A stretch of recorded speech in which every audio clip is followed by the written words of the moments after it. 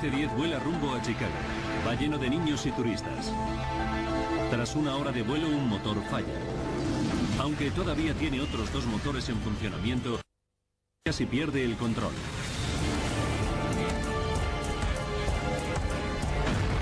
...285 pasajeros tienen que efectuar un peligroso aterrizaje de emergencia en Sioux City. ¿Por qué el simple fallo de uno de los motores acabó en un accidente? Ahora, mediante avanzadas simulaciones por ordenador, desvelaremos lo que falló exactamente en el vuelo 232. Los desastres no ocurren sin más. Son una cadena de sucesos críticos.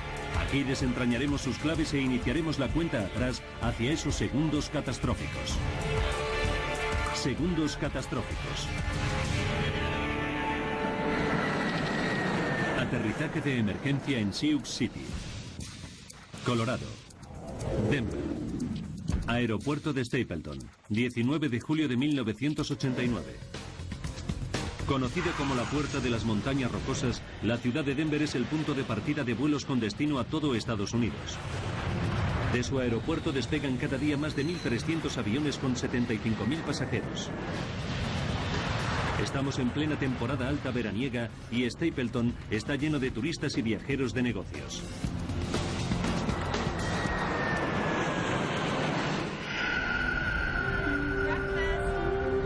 Debbie McKelvey es una de las turistas que despegará hoy desde aquí. Lleva a sus hijos Devon, de 6 años, y Ryan, de 7, a una reunión familiar en su estado natal de Pensilvania.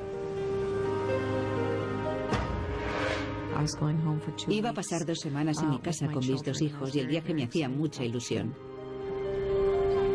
Debbie ha aprovechado la promoción del Día del Niño de United Airlines, gracias a la cual los niños menores de 14 años pueden volar pagando solo 1 céntimo, siempre que vayan acompañados de un adulto de pago.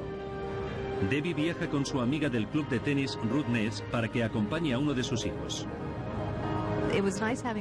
Ruth me hizo el favor de sentarse con uno de mis hijos y ocuparse de él mientras yo me ocupaba del otro. 1:15 del mediodía. Debbie, Ruth y los niños esperan para embarcar en el vuelo United Airlines 232 con destino a Filadelfia vía Chicago. Al mando del avión se encuentra el capitán Alfred C. Haynes. La tripulación ha informado de un pequeño fallo eléctrico en la bodega durante el vuelo anterior, pero los ingenieros no le han dado importancia. El capitán Haynes es un piloto veterano con 7.190 horas de vuelo a sus espaldas. Los pasajeros están en buenas manos. El DC-10 es un avión magnífico. Dicen que es un avión para viejos porque es muy fácil de pilotar.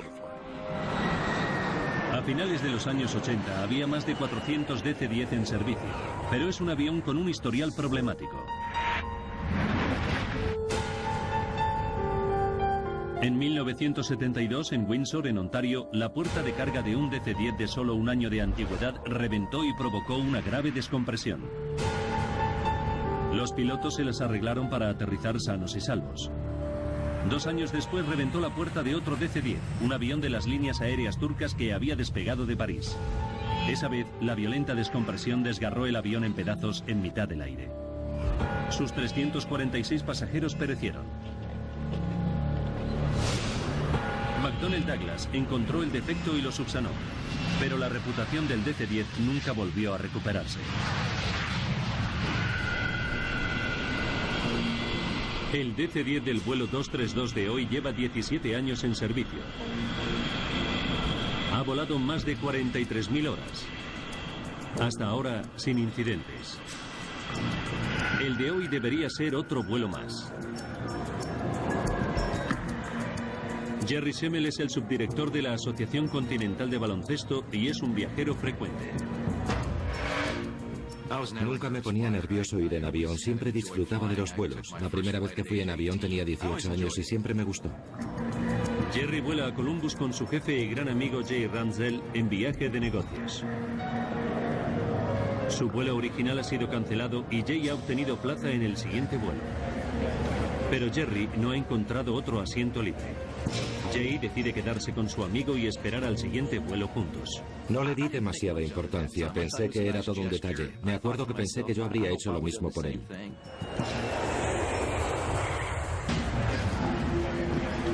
Finalmente, tras 6 horas y media de espera, Jay y Jerry consiguen plazas en el vuelo United Airlines 232 a Filadelfia. El avión va lleno, lleva 285 pasajeros y 11 tripulantes. Debbie McKelvey embarca con su amiga y sus 2 hijos. El número de niños a bordo es desacostumbradamente elevado, 52 en total, a causa de la promoción del Día del Niño. La azafata Jan Brown Lord sabe que cuantos más niños haya a bordo, más trabajo tendrán durante el vuelo. Tras 4 días volando, Jan tiene ganas de volver a su casa en Chicago. Recuerdo que me quedaba la energía justa para terminar ese vuelo y volver a casa a recargar las pilas para el siguiente. El capitán Haynes, el copiloto Bill Records y el ingeniero de vuelo Dudley Dvorak comprueban los últimos detalles antes de despegar. Se dirigen a la pista y aguardan el permiso de la torre de control. A las 2:09 de la tarde, el avión con 3 motores despega de Denver. Salimos de Denver con los cielos muy despejados. Hacía un día muy bonito, sin viento. Iba a ser un vuelo muy cómodo, rutinario. Debbie McKelvey va sentada con su hijo Ryan, mientras su amiga Ruth Ness va sentada a una fila detrás con su hija Devon. 3:16 de la tarde. A esa hora se encuentran terminando de comer.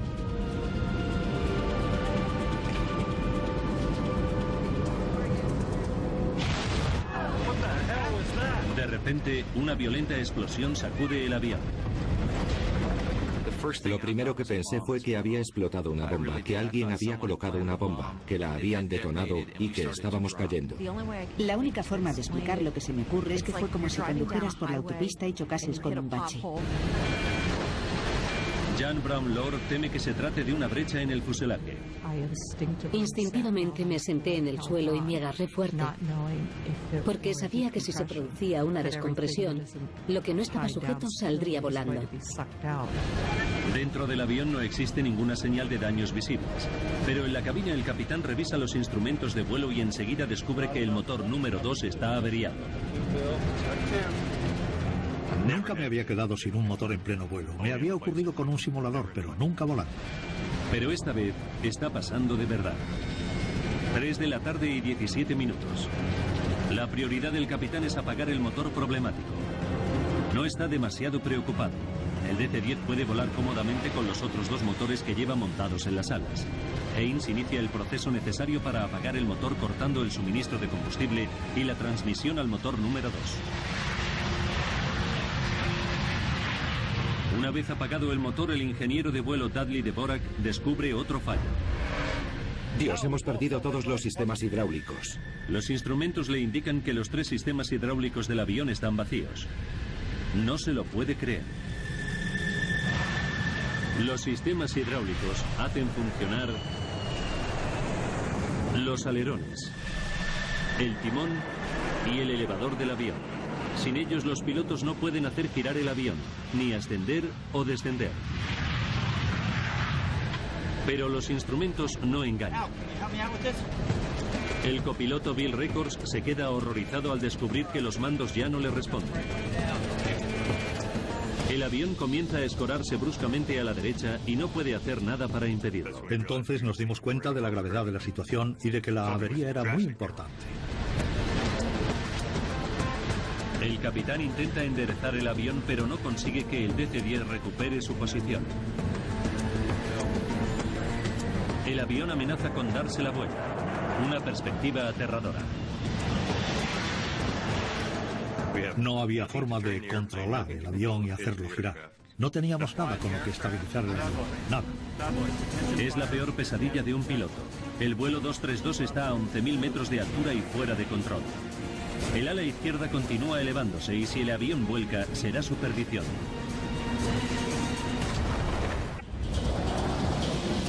El vuelo 232 de United Airlines se mantiene con solo 2 motores. Y lo que es peor, tiene todos los sistemas convencionales de control estropeados. A pesar de los esfuerzos del capitán, el avión está a punto de volcar. Los pasajeros ya están notando que el avión se está escorando vertiginosamente. Mi hijo, que ya tenía 7 años y medio y siempre ha sido muy observador, me dijo que notaba que algo no marchaba bien. Se notaba como el avión se echaba a un lado. Sentías físicamente la sensación de que el cuerpo se te inclinaba hacia la derecha. Era una sensación muy poco habitual. 3 y 18 minutos de la tarde. El ala izquierda está tan levantada que el avión vuela totalmente escorado. El piloto sabe que es cuestión de segundos que vuelque y pierda el control. Solo le queda recurrir a un viejo truco. Si falla, será el final del avión. Disminuí el impulso de un motor y aceleré el otro a toda marcha para ver si ayudaba. En una apuesta desesperada por estabilizar el aparato, Haynes trata de ajustar la potencia relativa de los dos motores que le quedan. Cuando el motor derecho marcha a más velocidad, el avión se escora a la izquierda y viceversa.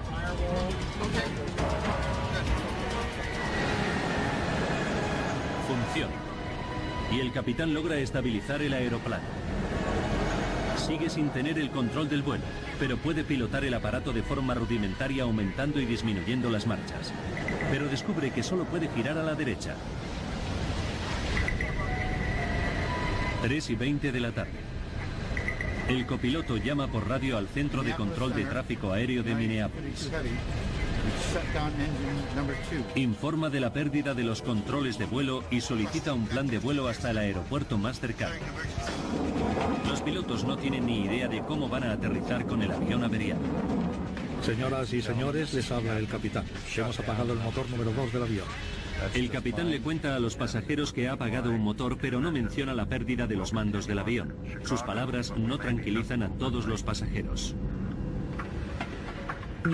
Se notaba que las azafatas estaban muy tensas y te dabas cuenta de que las cosas no marchaban bien. El capitán sabe que se le está acabando el tiempo. El avión está cayendo 250 metros por minuto. Tiene que intentar un aterrizaje de emergencia antes de perder la altura necesaria. 3 y 22 minutos de la tarde. Control del tráfico aéreo informa a la tripulación de que la pista más cercana es la del pequeño aeropuerto regional de la ciudad de Sioux City, en Iowa. 3 y 25. La tranquila tarde del parque de bomberos de Sioux City está a punto de verse revolucionada. El jefe de bomberos, Robert Hamilton, recibe una alerta y sospecha que se trata de algo grave. Llevo mucho tiempo trabajando en esto y esas cosas las notas. Es como si tuvieras un sexto sentido. En pocos minutos las sospechas del jefe de bomberos se confirman. El vuelo United Airlines 232 se dirige directo a su ciudad. Envía 9 coches de bomberos a tomar posiciones junto a la pista de aterrizaje. Ahora el capitán Haynes tiene que averiguar cómo se las va a arreglar para aterrizar sin apenas mandos. Antes de poder trazar un plan, surge otro problema. El DC-10 empieza a ascender y descender al azar de forma cíclica e incontrolable. Para los pilotos es como volar en una montaña rusa celestial.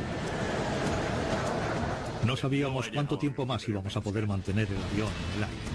Debbie McKelvey nota el movimiento errático del avión y teme por su vida. Iba con mis hijos de 6 y 7 años y me puse a rezar. Pedí que si nos teníamos que morir fuese de forma rápida y sin dolor. 3 y 26 minutos. El capitán llama al sobrecargo a la cabina.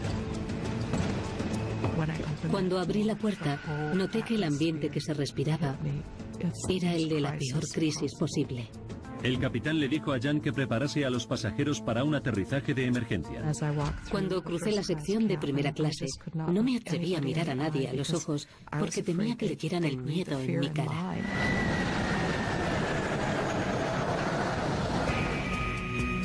Denny Fitch es un piloto de entrenamiento de DC-10 que vuela de vuelta a casa tras una sesión como instructor. Sabe que algo marcha mal y ofrece su ayuda. 3 y 29 minutos de la tarde. Lo que Denny descubre en la cabina le deja paralizado. Era una escena asombrosa. Ambos pilotos estaban aferrados con fuerza a los mandos con los tendones de los antebrazos tensos por el esfuerzo y los nudillos blancos de tanto tirar. Como piloto de entrenamiento experto, Denny Fitch está preparado para cualquier emergencia, pero nunca se ha enfrentado a nada semejante. Me quedé de piedra, porque nunca había visto nada igual. De hecho, no existía un procedimiento a seguir en caso de fallo hidráulico. Lo primero que me vino a la cabeza, para serle sincero, es que esa tarde iba a morir. El capitán comunica a los pasajeros que el avión está averiado y tiene que efectuar un aterrizaje de emergencia en Sioux City. 296 personas pueden perder la vida. Aterrizar sin estrellarse pondrá a prueba hasta el límite la habilidad del piloto. Denny se ofrece a ayudar de cualquier forma. Le dije al capitán si quería que le ayudase con las marchas y me dijo que sí. Denny se encarga de las marchas, el único mando que sigue funcionando. Le permiten pilotar el avión hasta cierto grado, pero solo puede girar a la derecha.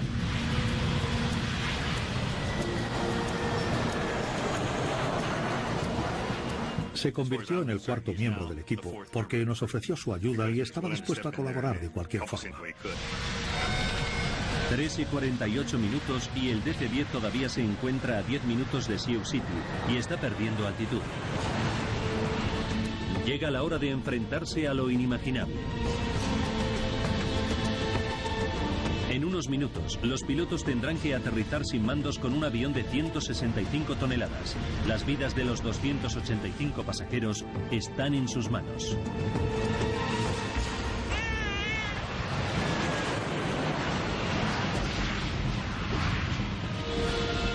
Los pilotos inician la maniobra de aproximación final a Sioux City.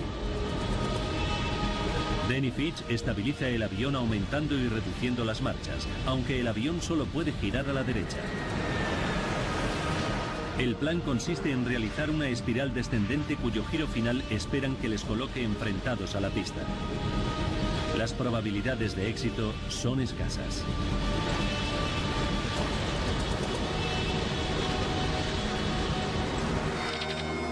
Tres de la tarde y 50 minutos. La azafata Jan Brown Lord imparte las instrucciones de seguridad finales. Tenía a los pasajeros en la palma de la mano. Se habría podido ir, caer un alfiler. Jan presta especial atención a los 5 bebés que por su tamaño no disponen de asiento propio. Las instrucciones oficiales no son específicas, pero la norma vigente en ese momento en United Airlines es sujetar a los niños en el suelo durante el aterrizaje de emergencia. Jan se siente muy nerviosa al respecto, pero tiene que ceñirse a la normativa. Todavía se me pone la carne de gallina cuando pienso que tuve que decirle a los padres que pusieran a sus bebés en el suelo y los sujetasen. Cuando los pilotos se acercan a Sioux City, son conscientes de la responsabilidad que tienen entre manos. Dependían de mí 296 vidas, literalmente. Nunca me he sentido tan sobrecogido por una responsabilidad en mi vida. Como no tiene frenos, el DC-10 necesita una pista muy larga. Control de tráfico aéreo les asigna la pista 31, que mide 2.700 metros y es la más larga de Sioux City. 3 de la tarde, 52 minutos. Denny Fitch sitúa el avión en el último círculo de su espiral. Sabe que el avión averiado no podrá recuperar la altitud para intentarlo por segunda vez. Era la única oportunidad. Había que conseguirlo aquí y ahora. Cuando el avión finaliza su último giro, los pilotos contemplan aliviados el aeropuerto de Sioux City, justo frente a ellos. Pero hay un problema. Se trata de la pista equivocada. Teníamos una pista delante y poco tiempo. Era ahora o nunca. La pista 22 es mucho más corta que la 31 y está llena de camiones y ambulancias.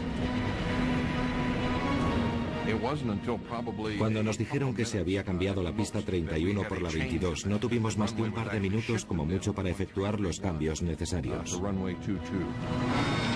3 de la tarde, 59 minutos. Los coches de bomberos se apartan de la nueva pista donde va a aterrizar el DC-10. Nosotros en ese momento lo único que podíamos hacer era tratar de encontrar la posición ideal para enfilar esa pista de aterrizaje.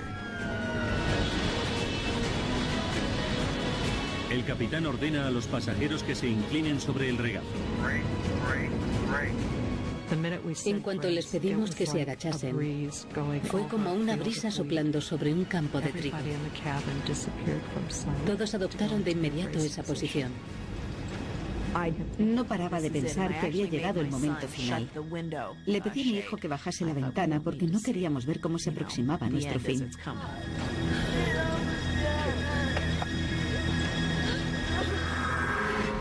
Mientras los pilotos tratan desesperadamente de alinear el avión con la pista, se dan cuenta de que todavía iban a 400 kilómetros por hora, unos 150 kilómetros por hora más deprisa de lo normal. Pero sin controlar los alerones no pueden reducir la velocidad de descenso. Suena la alarma de advertencia de proximidad del suelo. Están descendiendo demasiado rápido. El avión cae a 560 metros por minuto, 6 veces más de lo normal.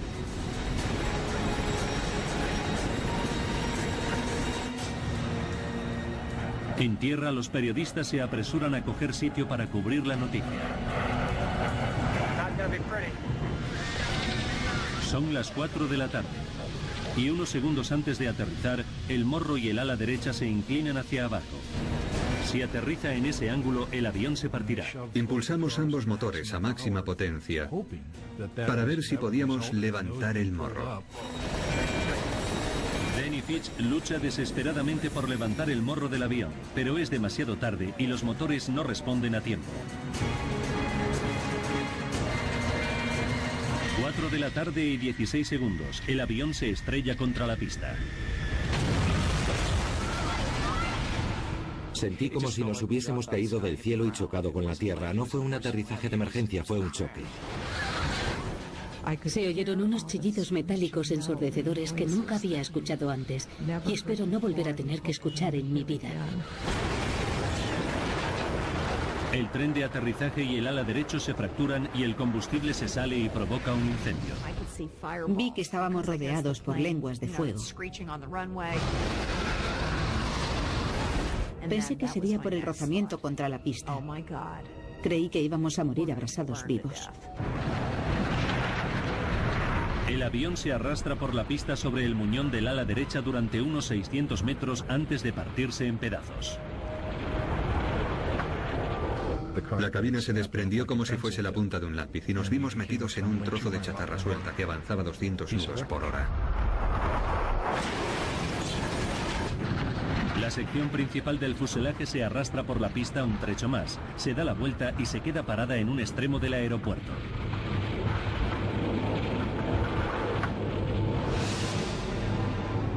El avión ha quedado dividido en 3 secciones principales: la cabina, la cola y la sección intermedia de pasajeros. Docenas de pasajeros supervivientes huyen del avión en llamas. Los bomberos y las ambulancias se apresuran a socorrerles. Los equipos de rescate se enfrentan a un espectáculo dantesco de muertos y heridos.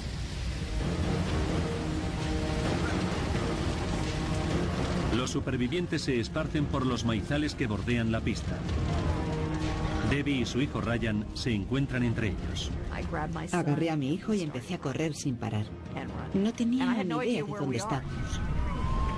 Algunos de los niños y bebés están tumbados en el suelo cuando se estrella el avión. La violencia del impacto hace que se suelten de sus padres. Una madre desconsolada aborda a la azafata Jan Brownlow. Me dijo que yo había dicho que había que poner a los bebés en el suelo para que no les pasara nada. Tendré que vivir con esas palabras el resto de mi vida. El niño Evan Shaw, que tenía 23 meses, falleció en el accidente. En medio del caos reinante, Debbie y su hijo Ryan se las habían arreglado para salvarse, pero no lograban encontrar a la otra hija, Devon, por ninguna parte. Entonces empecé a lamentar no haber tenido a los dos juntos. Y me embarcó una sensación horrible de pérdida. Jerry Semmel se las arregla para salir y ponerse a salvo, pero entonces oye llorar a un niño y se arriesga a volver a entrar en el avión para rescatarlo. No pensé que el avión podría explotar o que no encontraría otra vez la salida. Reaccioné sin más, oí llorar a un bebé y me volví a meter sin pensarlo. La cabina central en llamas comienza a llenarse de humo tóxico.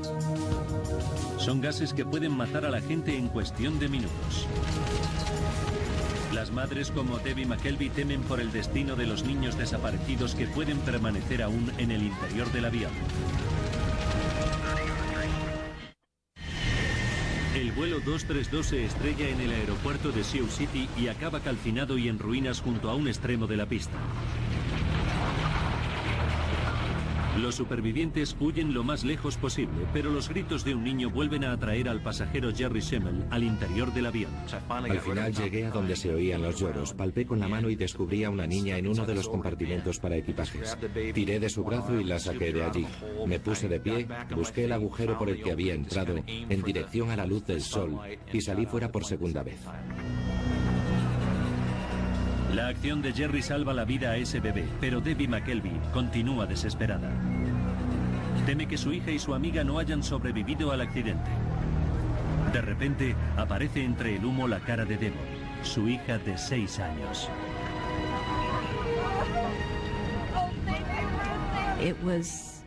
Cuando supe que estaba bien, me llevé la mayor alegría del mundo. Mientras los pasajeros escapan del siniestro, el capitán Hein y la tripulación de vuelo permanecen atrapados en la cabina. El morro del avión se ha enterrado en la tierra blanda junto a la pista. Es el último sitio al que acuden los equipos de rescate. Tienen que usar una carretilla elevadora y equipo para cortar los hierros retorcidos. Tardan 30 minutos en llegar hasta los pilotos. A las 5 de la tarde rescatan a los 4 pilotos gravemente heridos, pero vivos. Recuerdo que me dieron una palmada en el pecho y me dijeron que no había pasado nada, que me habían salvado y que estaba bien. Y me sentí enormemente aliviado. El avión continúa ardiendo durante más de 2 horas.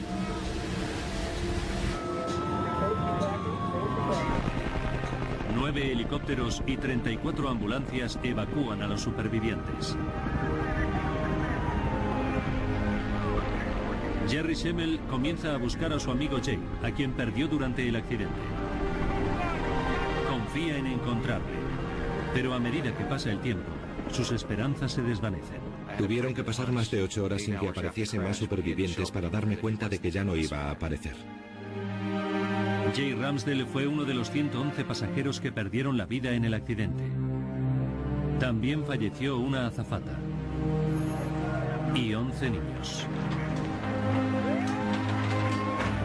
Pero lo importante es que sobrevivieron 184 personas, aunque para los pilotos cualquier cifra de muertos es una tragedia.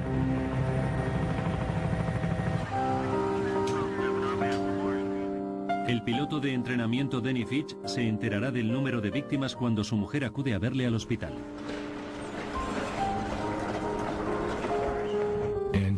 Empezó a llorar porque se dio cuenta de que yo no sabía la verdad. Habían muerto 111 personas.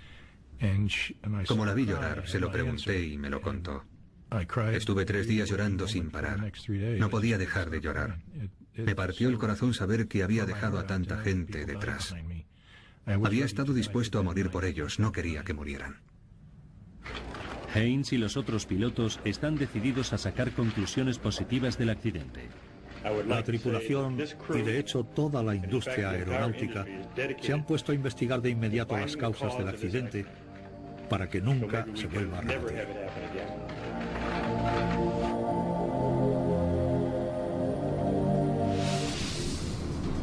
El Consejo Nacional de Seguridad del Transporte envía un equipo de investigación a Sioux City.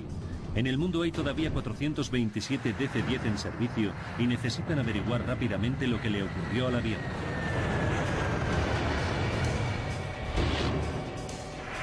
Al frente del equipo que analiza la estructura del avión se encuentra Frank Hildrup. Este tipo de investigaciones producen una gran ansiedad y aprensión. Yo en esa época era bastante nuevo, solo llevaba 9 meses trabajando en esa institución.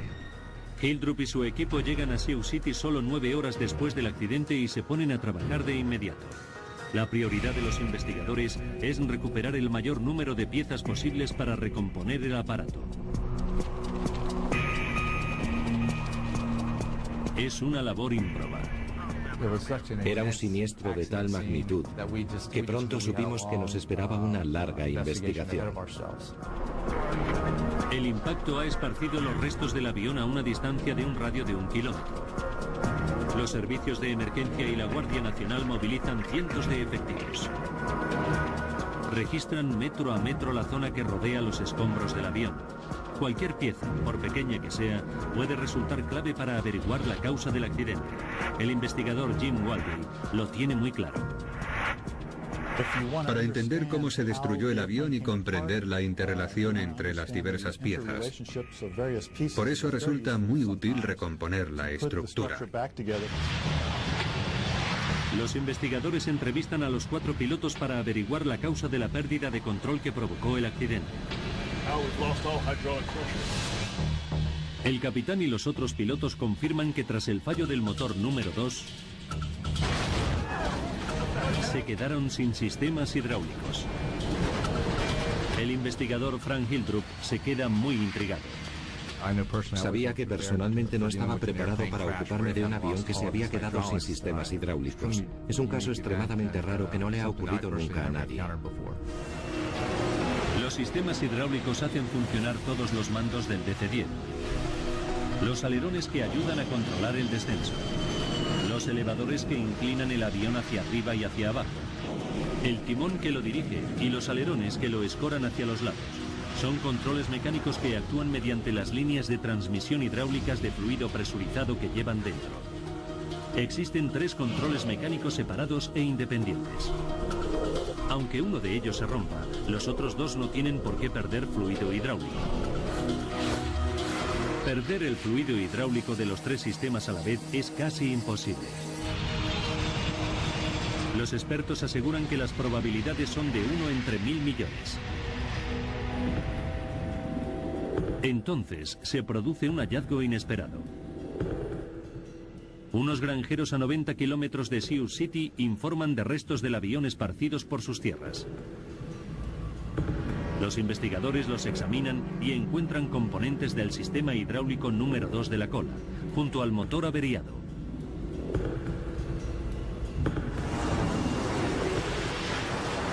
Mediante la trayectoria de la nave, el equipo calcula exactamente cuándo se desprendieron del avión.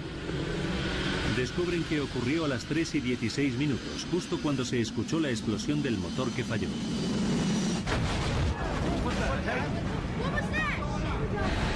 Todo apunta a que un suceso catastrófico dentro del motor acabó dañando también los sistemas hidráulicos.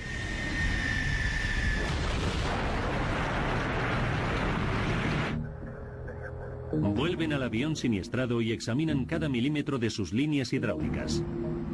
Es un proceso lento y minucioso, pero da resultado.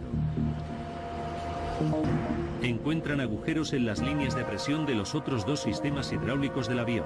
Agujeros que se encuentran situados cerca del motor averiado. Concluimos que los 3 sistemas hidráulicos se habían agujereado y que por eso se salió el fluido y se perdió la capacidad de control del avión. Es increíble, pero cierto. Se produjo algo que estropeó los 3 sistemas hidráulicos exactamente a la vez. Pero el equipo todavía tiene que probar que fue el motor número 2 el que provocó los daños.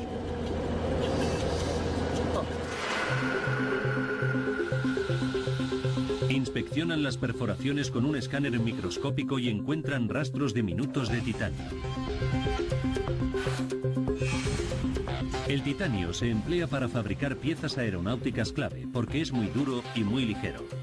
En el DC-10, el único titanio que existe cerca de la cola es el del interior del motor número 2.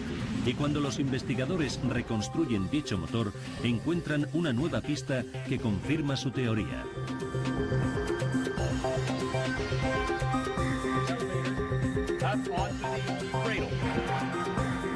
Nos dimos cuenta de que faltaba una sección importante del motor número 2 en la cola del avión. Se había roto y había desaparecido. La parte que faltaba era el disco de la turbina, la gran sección central de la turbina del motor que está hecha de titanio. Los investigadores comienzan a hacerse una idea de lo que causó la pérdida de control del vuelo United Airlines 232. Faltan 44 minutos para el desastre. La explosión que escuchan los pasajeros y la tripulación es el disco de la turbina, que pesa 170 kilos y se ha partido. El disco partido recorre el habitáculo del motor y fractura una sección del sistema hidráulico número 2. Pero la mala suerte ocasiona que otros fragmentos del disco perforen también varias secciones de los otros dos sistemas hidráulicos que quedan.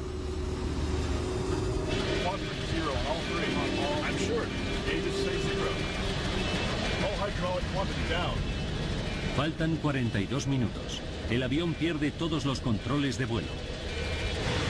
La sección de cola está tan dañada que el avión solo puede girar a la derecha y sin elevadores los pilotos no pueden mantener el avión estabilizado.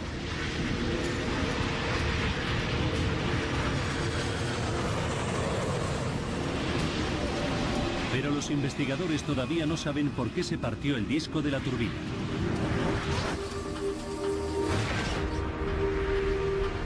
Hasta que lo descubren, hay otros 400 DC-10 con el mismo defecto oculto surcando los cielos.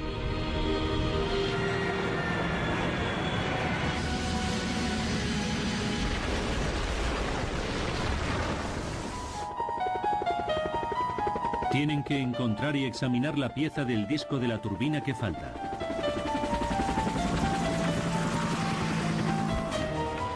El equipo de investigación calcula la trayectoria que siguieron los restos del disco de la turbina para descubrir dónde pudieron haber caído. Calculan que cayó en una zona de maizales de Iowa que cubre una extensión de 36 kilómetros cuadrados. Localizar un disco de ventilador en una zona tan grande como esa era como buscar una aguja en un pajar. Los investigadores hacen todo lo posible por encontrarlo. Rastrean la zona con 3 helicópteros, pero los maizales de 3 metros de alto ocultan todo lo que hay en el suelo. Incluso despliegan cámaras de rayos infrarrojos para tratar de buscarlo.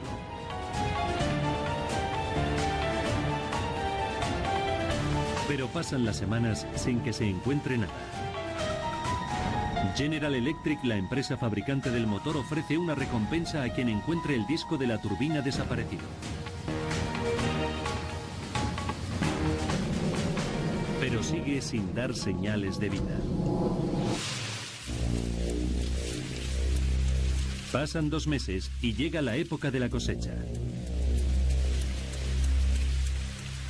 Janis y Dale Sorensen tienen una granja de 180 hectáreas dentro de la zona de búsqueda. El martes 10 de octubre de 1989, Janis Sorensen se encuentra recolectando el maíz. Cuando estaba cosechando, noté un poco de resistencia en la parte de delante de la cosechadora. Di marcha atrás, puse el motor en punto muerto y me bajé a ver lo que era. En cuanto la vi, supe que era la pieza que estaban buscando. Es un gran pedazo de chatarra medio enterrado en el campo. Un equipo de General Electric y del Consejo de Transportes acude a la granja.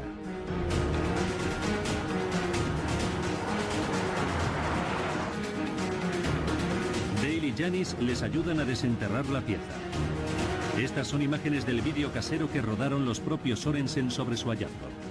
Tenía una pala pequeña y fui a buscar el tractor. Le puse una cadena alrededor y la levanté. Después la llevamos al corral de los pavos, que estaba cerca. Allí había agua caliente, así que la lavamos hasta que quedó reluciente. Los investigadores enseguida confirman que se trata de la pieza de la turbina del avión siniestrado. Después hallan otra pieza cerca de allí.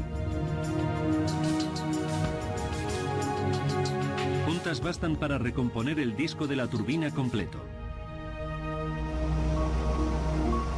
Janis Sorensen se entera de que su descubrimiento puede encerrar la clave de la causa del desastre. Me emocioné mucho. Incluso solté alguna lágrima. Fue una mezcla de ilusión por el hallazgo y de lástima por la gente que había muerto. Janice y su marido recogen la recompensa de 100.000 euros que ofrecía General Electric y luego la donan a la caridad.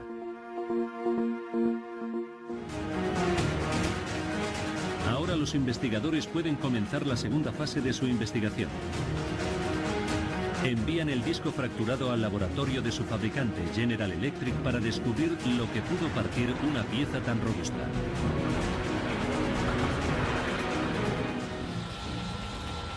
Gene Wildey, experto en metalurgia, examina el disco de la turbina comenzando por la línea de fractura principal por donde se partió.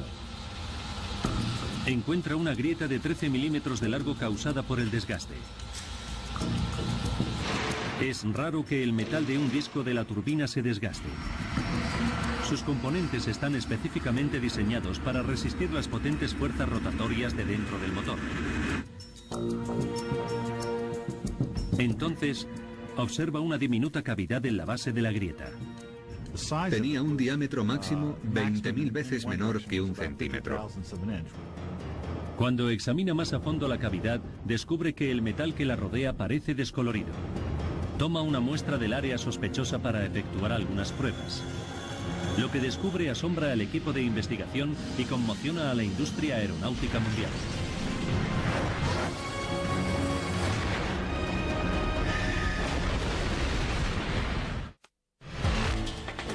El investigador James Wildey examina una cavidad diminuta en el disco de la turbina fracturado del vuelo United Airlines 232. Lo que descubre le deja asombrado. La aleación de titanio que le rodea tiene una impureza, denominada inclusión alfa, un pequeño defecto más pequeño que una uña. El análisis revela que se produjo por un exceso de nitrógeno cuando se forjó. El disco de la turbina estaba hecho con titanio que contenía una impureza fatal. Es la pieza final del rompecabezas. Ahora el equipo de investigación puede reconstruir la cadena de hechos que obligó a los pasajeros del vuelo United Airlines 232 a vivir unos segundos catastróficos.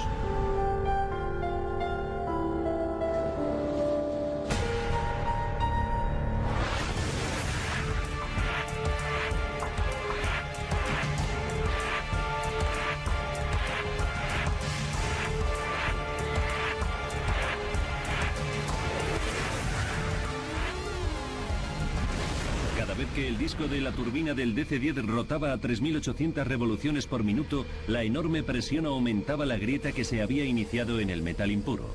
Con cada vuelo, la grieta se hacía más grande.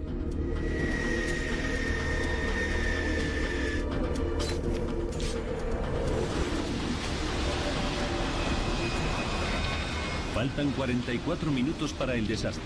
19 de julio de 1989. El disco de la turbina lleva en servicio 17 años y 15.503 vuelos. La grieta alcanza los 13 milímetros de largo. El disco de la turbina defectuoso ya no puede soportar más la presión de la rotación y se parte en dos. Los daños provocan que el DC-10 sea prácticamente incontrolable. Durante los 40 minutos siguientes, los pilotos luchan por mantener el avión en el aire.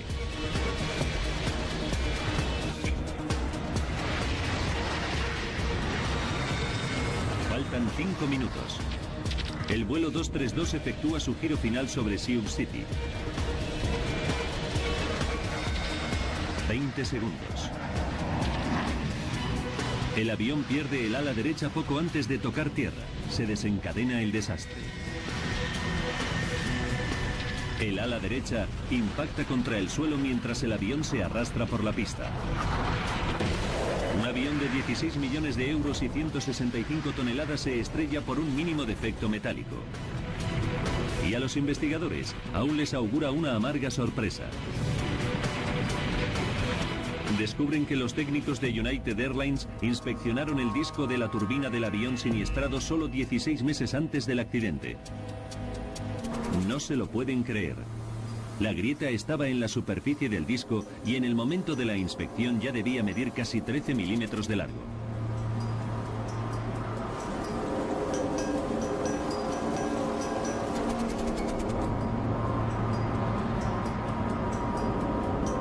El disco había sido inspeccionado antes del accidente.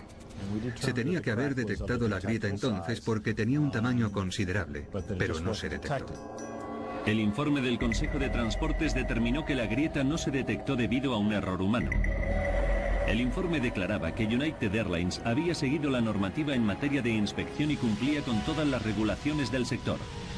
Y citaba el factor humano como un problema de la inspección de motores extensible a toda la industria aeronáutica.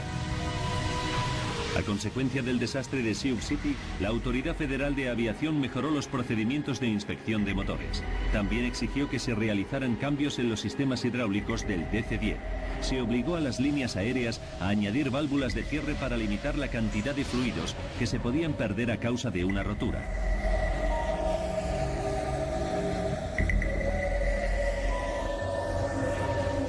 Pero hoy en día, los niños que viajan en brazos siguen colocándose en el suelo durante los aterrizajes de emergencia. Desde el accidente, Jan Brown Lord ha hecho campaña para que todos los niños tengan asientos asignados y cinturones de seguridad. Nunca ha olvidado al niño Evan Shaw, que perdió la vida delante de sus ojos.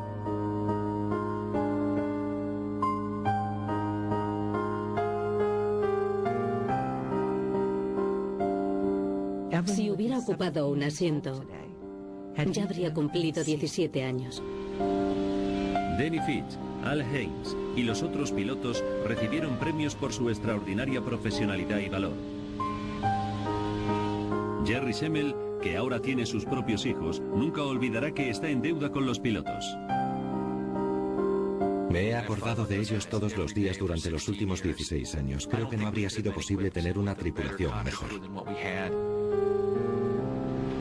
Las medidas de seguridad que resultaron del accidente de Sioux City no solo transformaron la seguridad de los DC-10, sino la de todos los aviones de pasajeros en general.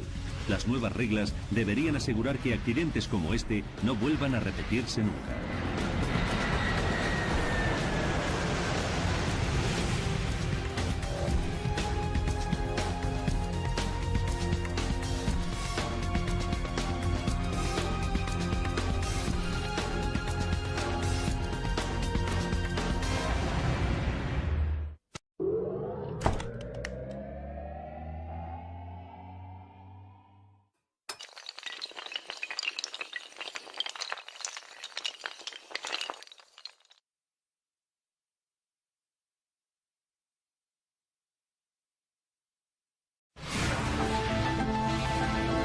DC-10 vuela rumbo a Chicago.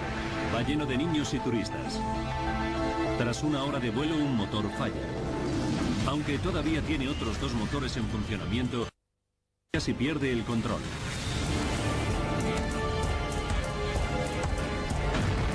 ...285 pasajeros tienen que efectuar un peligroso aterrizaje de emergencia en Sioux City.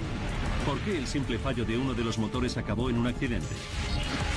Ahora, mediante avanzadas simulaciones por ordenador, desvelaremos lo que falló exactamente en el vuelo 232. Los desastres no ocurren sin más. Son una cadena de sucesos críticos.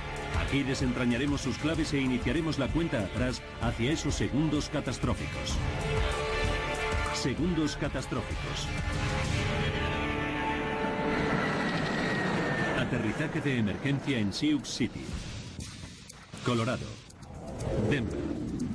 Aeropuerto de Stapleton, 19 de julio de 1989.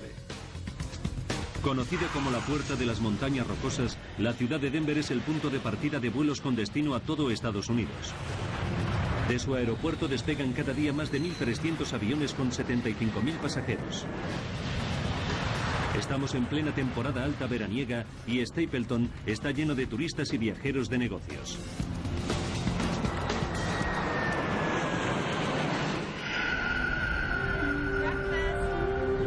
Debbie McKelvey es una de las turistas que despegará hoy desde aquí.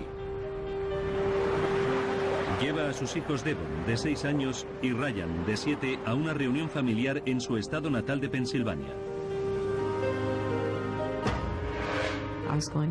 Iba a pasar 2 semanas en mi casa con mis 2 hijos y el viaje me hacía mucha ilusión. Debbie ha aprovechado la promoción del Día del Niño de United Airlines, gracias a la cual los niños menores de 14 años pueden volar pagando solo 1 céntimo, siempre que vayan acompañados de un adulto de pago. Debbie viaja con su amiga del club de tenis, Ruth Ness, para que acompañe a uno de sus hijos. Ruth me hizo el favor de sentarse con uno de mis hijos y ocuparse de él mientras yo me ocupaba del otro. 1:15 del mediodía.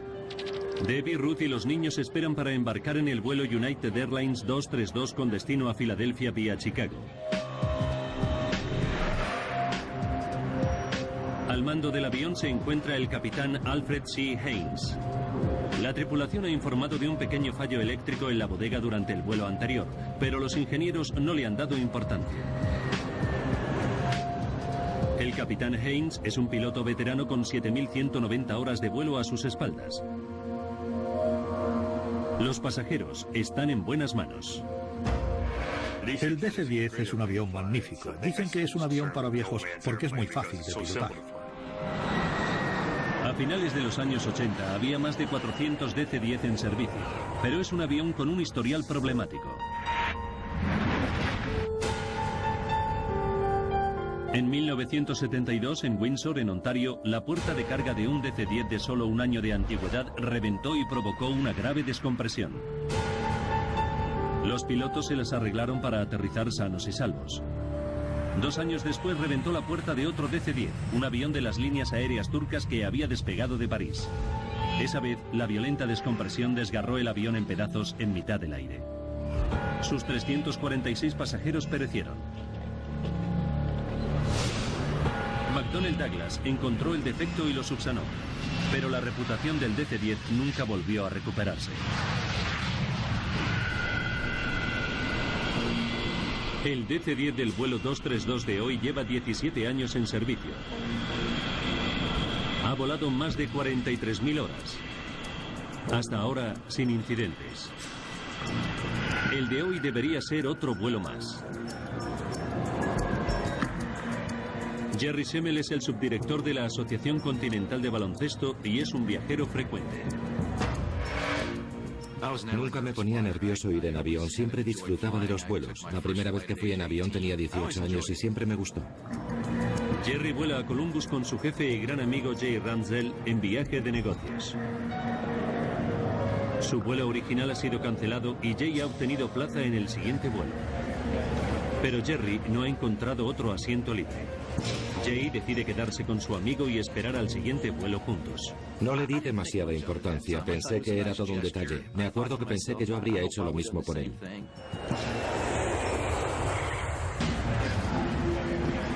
Finalmente, tras 6 horas y media de espera, Jay y Jerry consiguen plazas en el vuelo United Airlines 232 a Filadelfia.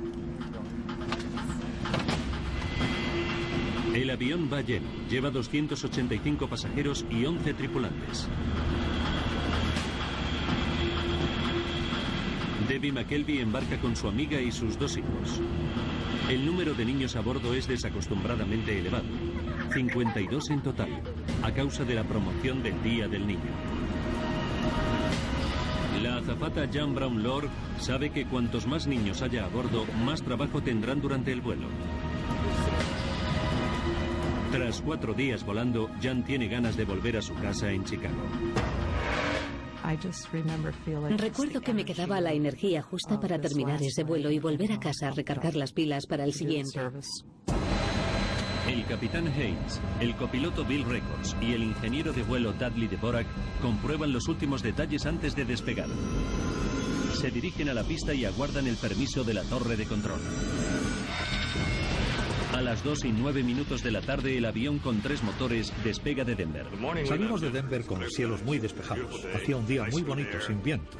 Iba a ser un vuelo muy cómodo, rutinario. Debbie McKelvey va sentada con su hijo Ryan, mientras su amiga Ruth Ness va sentada a una fila detrás con su hija Devon. 3:16 de la tarde. A esa hora se encuentran terminando de comer.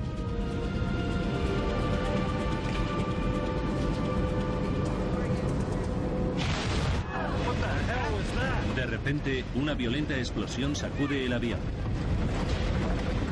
Lo primero que pensé fue que había explotado una bomba, que alguien había colocado una bomba, que la habían detonado y que estábamos cayendo. La única forma de explicar lo que se me ocurre es que fue como si condujeras por la autopista y chocases con un bache. Jan Brownlow teme que se trate de una brecha en el fuselaje.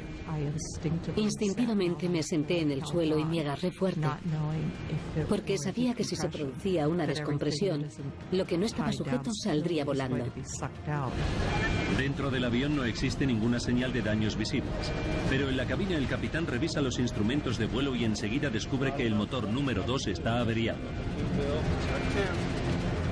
Nunca me había quedado sin un motor en pleno vuelo. Me había ocurrido con un simulador, pero nunca volando. Pero esta vez está pasando de verdad. 3 de la tarde y 17 minutos. La prioridad del capitán es apagar el motor problemático. No está demasiado preocupado. El DC-10 puede volar cómodamente con los otros 2 motores que lleva montados en las alas. Haynes inicia el proceso necesario para apagar el motor cortando el suministro de combustible y la transmisión al motor número 2. Una vez apagado el motor, el ingeniero de vuelo Dudley Dvorak descubre otro fallo. Dios, hemos perdido todos los sistemas hidráulicos. Los instrumentos le indican que los 3 sistemas hidráulicos del avión están vacíos. No se lo puede creer. Los sistemas hidráulicos hacen funcionar los alerones, el timón y el elevador del avión. Sin ellos los pilotos no pueden hacer girar el avión, ni ascender o descender. Pero los instrumentos no engañan. El copiloto Bill Records se queda horrorizado al descubrir que los mandos ya no le responden. El avión comienza a escorarse bruscamente a la derecha y no puede hacer nada para impedirlo. Entonces nos dimos cuenta de la gravedad de la situación y de que la avería era muy importante. El capitán intenta enderezar el avión, pero no consigue que el DC-10 recupere su posición. El avión amenaza con darse la vuelta. Una perspectiva aterradora. No había forma de controlar el avión y hacerlo girar. No teníamos nada con lo que estabilizar el avión. Nada. Es la peor pesadilla de un piloto. El vuelo 232 está a 11.000 metros de altura y fuera de control. El ala izquierda continúa elevándose y si el avión vuelca, será su perdición.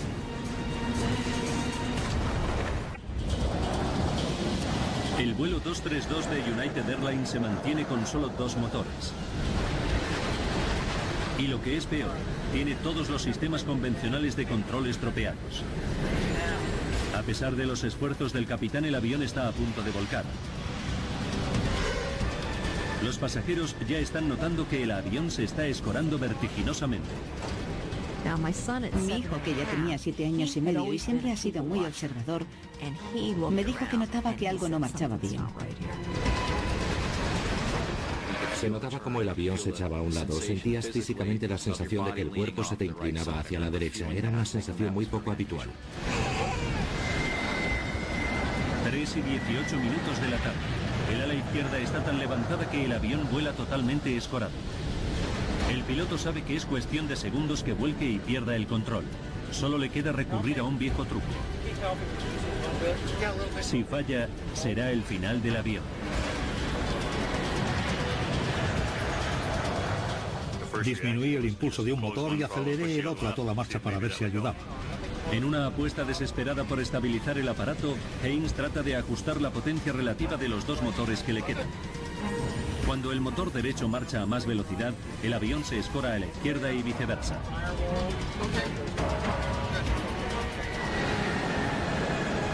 Funciona. Y el capitán logra estabilizar el aeroplano. Sigue sin tener el control del vuelo, pero puede pilotar el aparato de forma rudimentaria aumentando y disminuyendo las marchas. Pero descubre que solo puede girar a la derecha. 3 y 20 de la tarde. El copiloto llama por radio al Centro de Control de Tráfico Aéreo de Minneapolis. Informa de la pérdida de los controles de vuelo y solicita un plan de vuelo hasta el aeropuerto más cercano. Los pilotos no tienen ni idea de cómo van a aterrizar con el avión averiado. Señoras y señores, les habla el capitán. Hemos apagado el motor número 2 del avión. El capitán le cuenta a los pasajeros que ha apagado un motor, pero no menciona la pérdida de los mandos del avión. Sus palabras no tranquilizan a todos los pasajeros. Se notaba que las azafatas estaban muy tensas. Y te dabas cuenta de que las cosas no marchaban bien. El capitán sabe que se le está acabando el tiempo. El avión está cayendo 250 metros por minuto. Tiene que intentar un aterrizaje de emergencia antes de perder la altura necesaria. 3:22 de la tarde. Control del tráfico aéreo informa a la tripulación de que la pista más cercana es la del pequeño aeropuerto regional de la ciudad de Sioux City, en Iowa. 3:25. La tranquila tarde del parque de bomberos de Sioux City está a punto de verse revolucionada. El jefe de bomberos, Robert Hamilton, recibe una alerta y sospecha que se trata de algo grave. Llevo mucho tiempo trabajando en esto y esas cosas las notas. Es como si tuvieras un sexto sentido.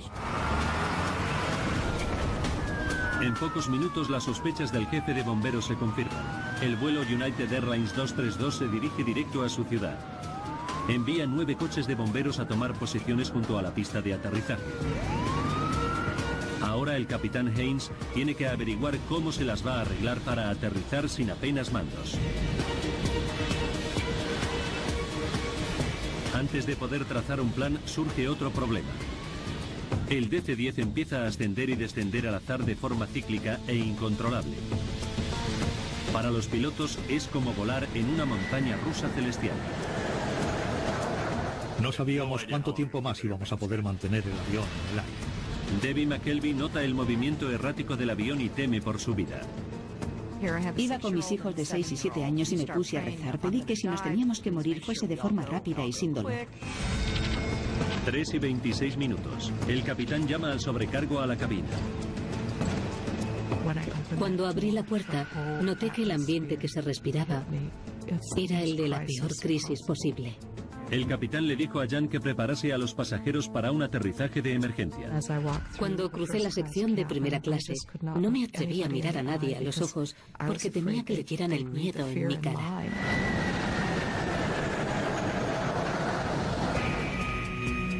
Denny Fitch es un piloto de entrenamiento de DC-10 que vuela de vuelta a casa tras una sesión como instructor. Sabe que algo marcha mal y ofrece su ayuda. 3:29 de la tarde. Lo que Denny descubre en la cabina le deja paralizado. Era una escena asombrosa. Ambos pilotos estaban aferrados con fuerza a los mandos con los tendones de los antebrazos tensos por el esfuerzo y los nudillos blancos de tanto tirar. Como piloto de entrenamiento experto, Denny Fitch está preparado para cualquier emergencia, pero nunca se ha enfrentado a nada semejante. Me quedé de piedra, porque nunca había visto nada igual. De hecho, no existía un procedimiento a seguir en caso de fallo hidráulico. Lo primero que me vino a la cabeza, para serle sincero, es que esa tarde iba a morir. El capitán comunica a los pasajeros que el avión está averiado y tiene que efectuar un aterrizaje de emergencia en Sioux City. 296 personas pueden perder la vida. Aterrizar sin estrellarse pondrá a prueba hasta el límite la habilidad del piloto. Denny se ofrece a ayudar de cualquier forma. Le dije al capitán si quería que le ayudase con las marchas y me dijo que sí. Denny se encarga de las marchas, el único mando que sigue funcionando. Le permiten pilotar el avión hasta cierto grado, pero solo puede girar a la derecha.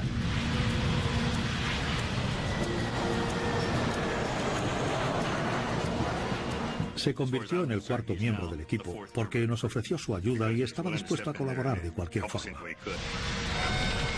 3:48 y el DC-10 todavía se encuentra a 10 minutos de Sioux City y está perdiendo altitud. Llega la hora de enfrentarse a lo inimaginable. En unos minutos, los pilotos tendrán que aterrizar sin mandos con un avión de 165 toneladas. Las vidas de los 285 pasajeros están en sus manos.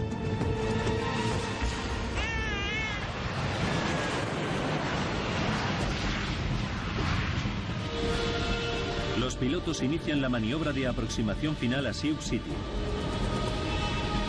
Denny Fitch estabiliza el avión aumentando y reduciendo las marchas, aunque el avión solo puede girar a la derecha. El plan consiste en realizar una espiral descendente cuyo giro final esperan que les coloque enfrentados a la pista.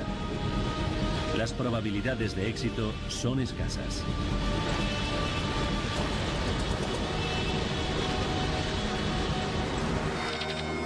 3 de la tarde y 50 minutos.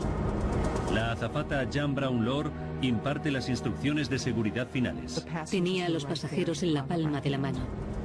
Se habría podido caer un alfiler. Jan presta especial atención a los 5 bebés que por su tamaño no disponen de asiento propio. Las instrucciones oficiales no son específicas, pero la norma vigente en ese momento en United Airlines es sujetar a los niños en el suelo durante el aterrizaje de emergencia. Jan se siente muy nerviosa al respecto, pero tiene que ceñirse a la normativa. Todavía se me pone la carne de gallina cuando pienso que tuve que decirle a los padres que pusieran a sus bebés en el suelo y los sujetasen. Cuando los pilotos se acercan a Sioux City, son conscientes de la responsabilidad que tienen entre manos. Dependían de mí 296 vidas, literalmente. Nunca me he sentido tan sobrecogido por una responsabilidad en mi vida.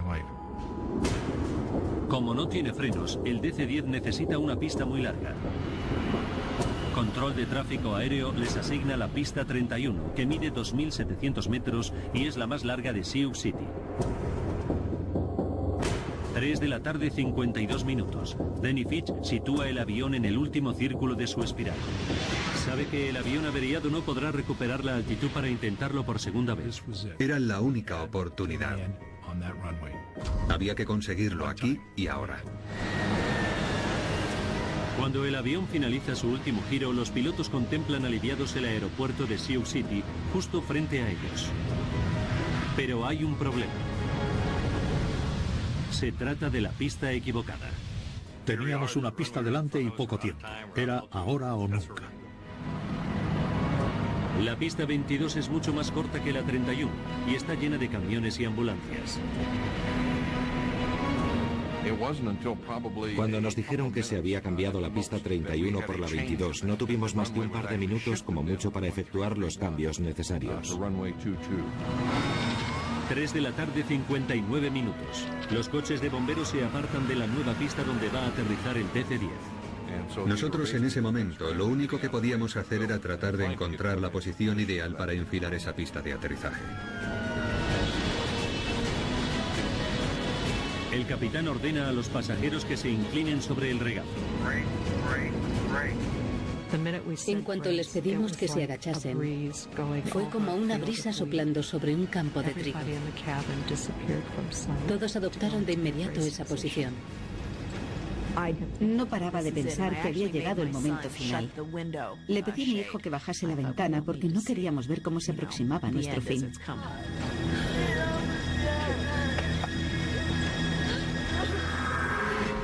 Mientras los pilotos tratan desesperadamente de alinear el avión con la pista, se dan cuenta de que todavía iban a 400 kilómetros por hora, unos 150 kilómetros por hora más deprisa de lo normal. Pero sin controlar los alerones no pueden reducir la velocidad de descenso. Suena la alarma de advertencia de proximidad del suelo. Están descendiendo demasiado rápido. El avión cae a 560 metros por minuto, 6 veces más de lo normal.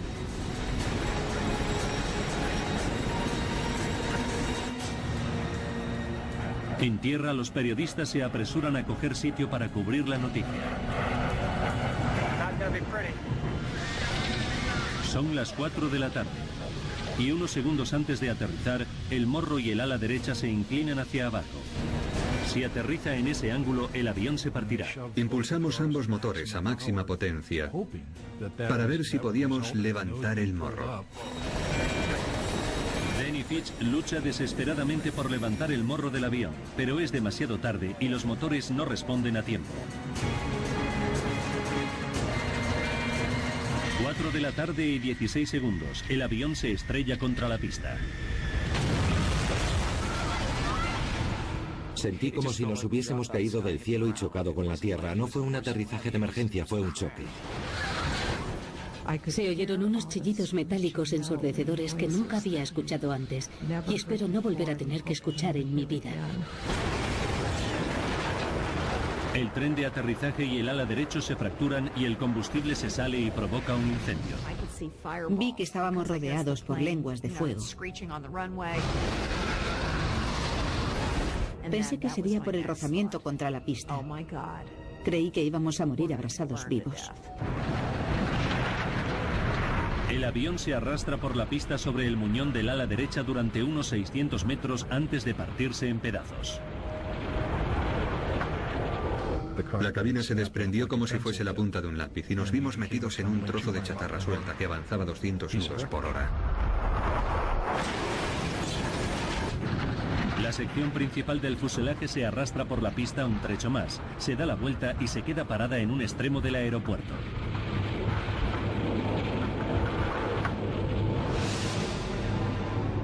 El avión ha quedado dividido en 3 secciones principales: la cabina, la cola y la sección intermedia de pasajeros. Docenas de pasajeros supervivientes huyen del avión en llamas. Los bomberos y las ambulancias se apresuran a socorrerles. Los equipos de rescate se enfrentan a un espectáculo dantesco de muertos y heridos.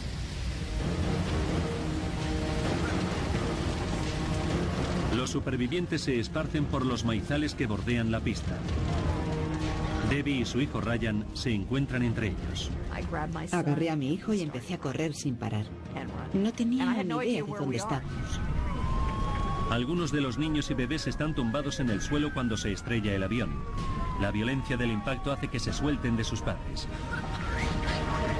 Una madre desconsolada aborda a la azafata Jan Brownlow.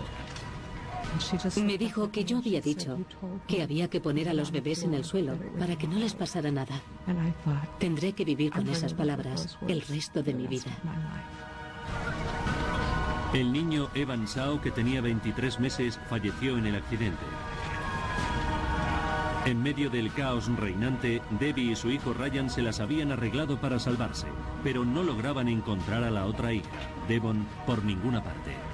Entonces empecé a lamentar no haber tenido a los dos juntos. Y me embarcó una sensación horrible de pérdida. Jerry Semmel se las arregla para salir y ponerse a salvo, pero entonces oye llorar a un niño y se arriesga a volver a entrar en el avión para rescatarlo. No pensé que el avión podría explotar o que no encontraría otra vez la salida. Reaccioné sin más, oí llorar a un bebé y me volví a meter sin pensarlo. La cabina central en llamas comienza a llenarse de humo tóxico. Son gases que pueden matar a la gente en cuestión de minutos. Las madres como Debbie McKelvey temen por el destino de los niños desaparecidos que pueden permanecer aún en el interior del avión. El vuelo 232 se estrella en el aeropuerto de Sioux City y acaba calcinado y en ruinas junto a un extremo de la pista. Los supervivientes huyen lo más lejos posible, pero los gritos de un niño vuelven a atraer al pasajero Jerry Semmel al interior del avión. Al final llegué a donde se oían los lloros, palpé con la mano y descubrí a una niña en uno de los compartimentos para equipajes. Tiré de su brazo y la saqué de allí. Me puse de pie, busqué el agujero por el que había entrado, en dirección a la luz del sol, y salí fuera por segunda vez.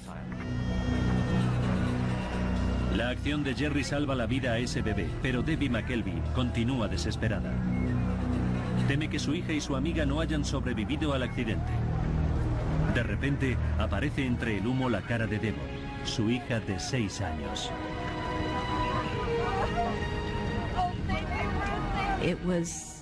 Cuando supe que estaba bien, me llevé la mayor alegría del mundo. Mientras los pasajeros escapan del siniestro, el capitán Hein y la tripulación de vuelo permanecen atrapados en la cabina. El morro del avión se ha enterrado en la tierra blanda junto a la pista. Es el último sitio al que acuden los equipos de rescate. Tienen que usar una carretilla elevadora y equipo para cortar los hierros retorcidos.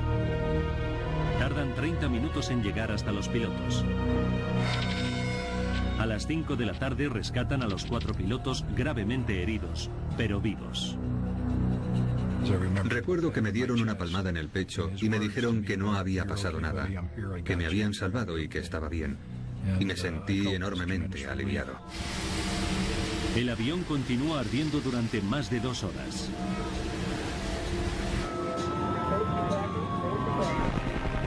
Nueve helicópteros y 34 ambulancias evacúan a los supervivientes. Jerry Schemmel comienza a buscar a su amigo Jay, a quien perdió durante el accidente. Confía en encontrarle, pero a medida que pasa el tiempo, sus esperanzas se desvanecen. Tuvieron que pasar más de 8 horas sin que apareciesen más supervivientes para darme cuenta de que ya no iba a aparecer. Jay Ramsdell fue uno de los 111 pasajeros que perdieron la vida en el accidente. También falleció una azafata y 11 niños. Pero lo importante es que sobrevivieron 184 personas, aunque para los pilotos cualquier cifra de muertos es una tragedia.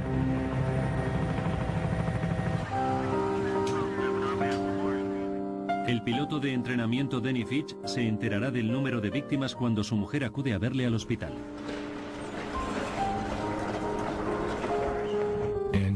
Empezó a llorar porque se dio cuenta de que yo no sabía la verdad. Habían muerto 111 personas. Como la vi llorar, se lo pregunté y me lo contó. Estuve 3 días llorando sin parar. No podía dejar de llorar.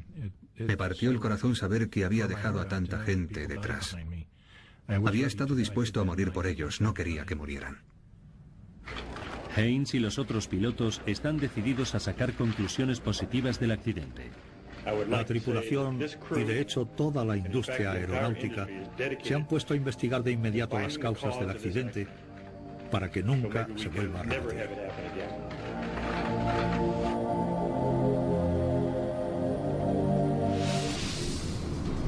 El Consejo Nacional de Seguridad del Transporte envía un equipo de investigación a Sioux City.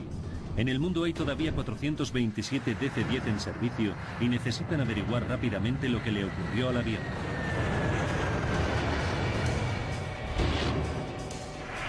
Al frente del equipo que analiza la estructura del avión se encuentra Frank Hildrup. Este tipo de investigaciones producen una gran ansiedad y aprensión.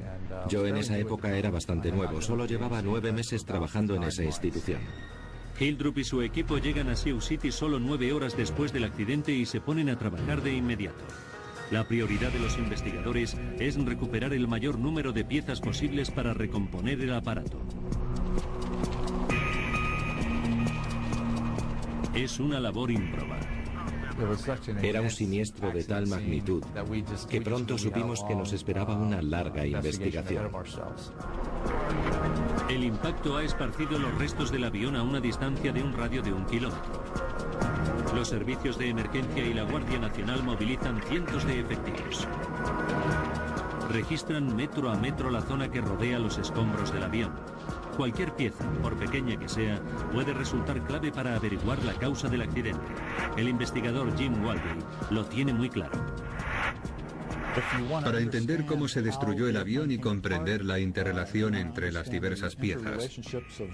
Por eso resulta muy útil recomponer la estructura. Los investigadores entrevistan a los 4 pilotos para averiguar la causa de la pérdida de control que provocó el accidente. El capitán y los otros pilotos confirman que tras el fallo del motor número 2, se quedaron sin sistemas hidráulicos. El investigador Frank Hildrup se queda muy intrigado. Sabía que personalmente no estaba preparado para ocuparme de un avión que se había quedado sin sistemas hidráulicos. Es un caso extremadamente raro que no le ha ocurrido nunca a nadie. Los sistemas hidráulicos hacen funcionar todos los mandos del DC-10. Los alerones que ayudan a controlar el descenso. Los elevadores que inclinan el avión hacia arriba y hacia abajo. El timón que lo dirige y los alerones que lo escoran hacia los lados.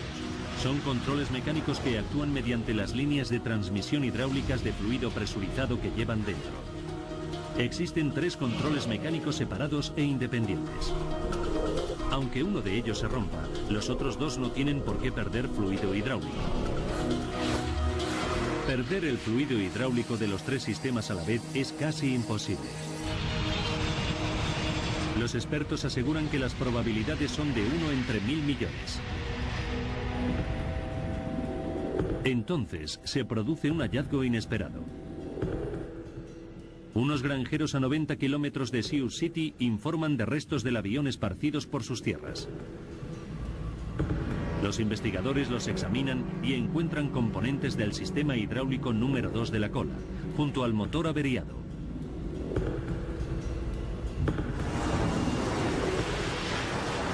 Mediante la trayectoria de la nave, el equipo calcula exactamente cuándo se desprendieron del avión. Descubren que ocurrió a las 3:16 minutos, justo cuando se escuchó la explosión del motor que falló.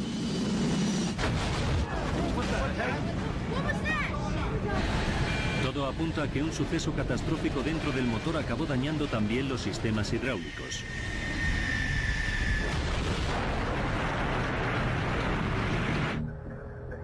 Vuelven al avión siniestrado y examinan cada milímetro de sus líneas hidráulicas. Es un proceso lento y minucioso, pero da resultado. Encuentran agujeros en las líneas de presión de los otros 2 sistemas hidráulicos del avión, agujeros que se encuentran situados cerca del motor averiado.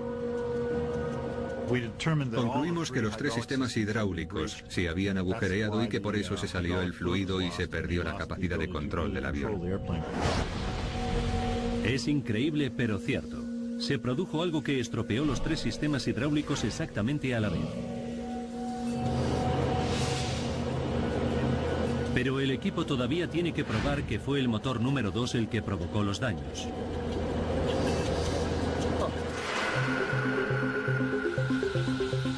Inspeccionan las perforaciones con un escáner microscópico y encuentran rastros diminutos de titanio. El titanio se emplea para fabricar piezas aeronáuticas clave porque es muy duro y muy ligero. En el DC-10, el único titanio que existe cerca de la cola es el del interior del motor número 2. Y cuando los investigadores reconstruyen dicho motor, encuentran una nueva pista que confirma su teoría.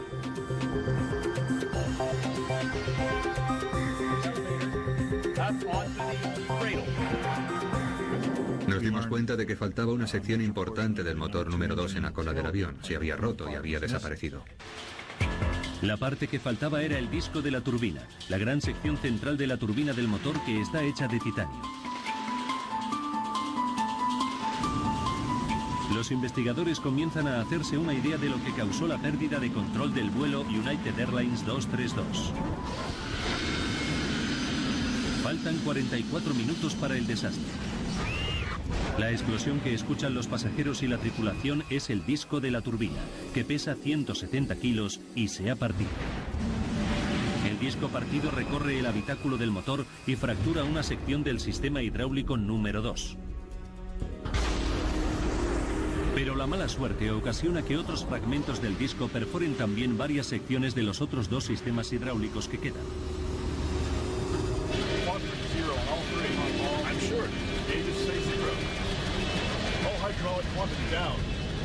Faltan 42 minutos. El avión pierde todos los controles de vuelo. La sección de cola está tan dañada que el avión solo puede girar a la derecha y sin elevadores los pilotos no pueden mantener el avión estabilizado.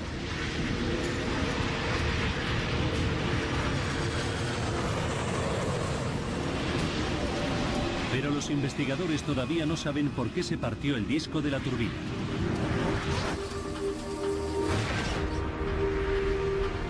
Hasta que lo descubren, hay otros 400 DC-10 con el mismo defecto oculto surcando los cielos.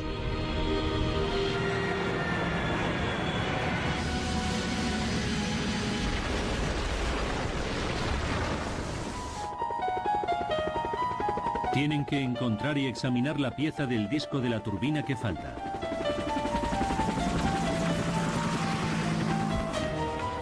El equipo de investigación calcula la trayectoria que siguieron los restos del disco de la turbina para descubrir dónde pudieron haber caído. Calculan que cayó en una zona de maizales de Iowa que cubre una extensión de 36 kilómetros cuadrados. Localizar un disco de ventilador en una zona tan grande como esa era como buscar una aguja en un pajar. Los investigadores hacen todo lo posible por encontrarlo. Rastrean la zona con 3 helicópteros, pero los maizales de 3 metros de alto ocultan todo lo que hay en el suelo. Incluso despliegan cámaras de rayos infrarrojos para tratar de buscarlo.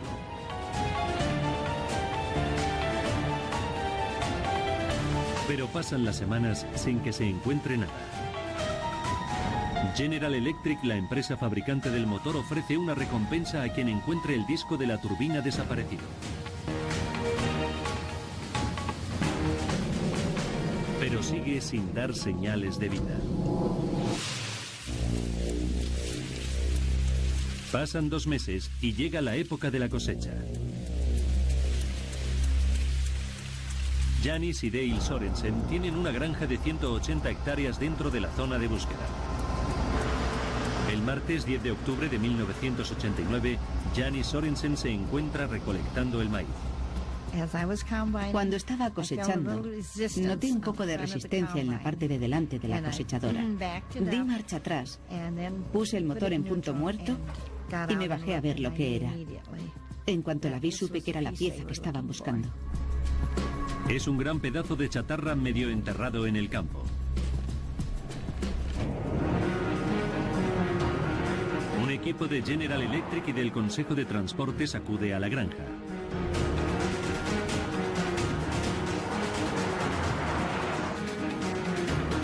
Dale y Janis les ayudan a desenterrar la pieza. Estas son imágenes del vídeo casero que rodaron los propios Sorensen sobre su hallazgo. Tenía una pala pequeña y fui a buscar el tractor. Le puse una cadena alrededor y la levanté. Después la llevamos al corral de los pavos, que estaba cerca. Allí había agua caliente, así que la lavamos hasta que quedó reluciente. Los investigadores enseguida confirman que se trata de la pieza de la turbina del avión siniestrado. Después hallan otra pieza cerca de allí. Juntas bastan para recomponer el disco de la turbina completo. Janis Sorensen se entera de que su descubrimiento puede encerrar la clave de la causa del desastre.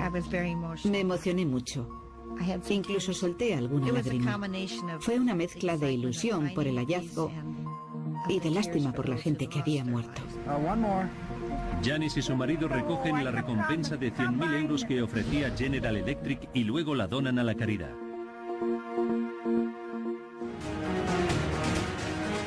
Ahora los investigadores